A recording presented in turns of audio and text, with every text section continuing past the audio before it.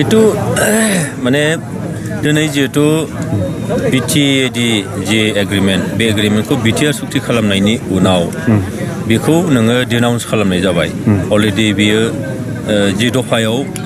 बिटिएडिनि नामखौ सोलायनानै बिटिआर खालामनाय जागोन बेखौ अलरेडि इमप्लिमेन्ट खालामनाय जाबाय दा बेबायदिब्ला जिथु दिनैहाय आरोबाव बिटिसि एग्रिमेन्टनि 10 फेब्रुवारिखौ फालिनायनि जेबो ओंथि गैया होननानै आं सानो मानोना बिटिसिनि सिगां बिएसि सुक्ति जादोंमोन 20 फेब्रुवारियाव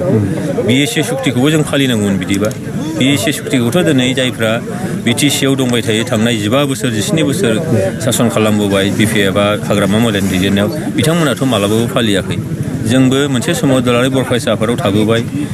जोंबोथ' रावबो फालिबोआखै दा बिदिब्ला सुक्तिखौ मोनसे डिसअनार खालामनाय जायो भारत सरकारनि आरो आसाम सरकार बिएलटिनि नाजानायाव जेनेबा मोनसे सुक्ति जादोंमोन दिनैथ' नोङो भारत सरकार आसाम सरकार आरो दिनै बर'फोरनि सोमावग्रा आफाद दुलाराय बर' फरायसा आफादाबो दंखायो बे मोनसे सुक्ति जाबाय दा गणतान्त्रिक बेबस्थायाव साफा साफा गणतान्त्रिक बेबस्थानिनो खुंथायाव थाबोनाय रिप्रेजेन्टेटिभ जानानै संबिधानखौनि दहाय लानानै समायखिरा लायो संबिधानखौ जोङो मानिनानै सोलिगोन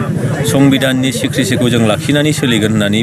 फैनाय मानसिफोरा बोरैहाय आरोबाव संबिधानखौ संबिधाननि बेरेखायै बोरै बे सुक्तिखौ फालिनो हायो बियो जारिमिनाव थानो हागौ नाथाय बेखौ डे हिसाबै फालिनाया बे खुनु जुक्ति गैया बियो संबिधाननि बेरेखा होननानै आं फोथायो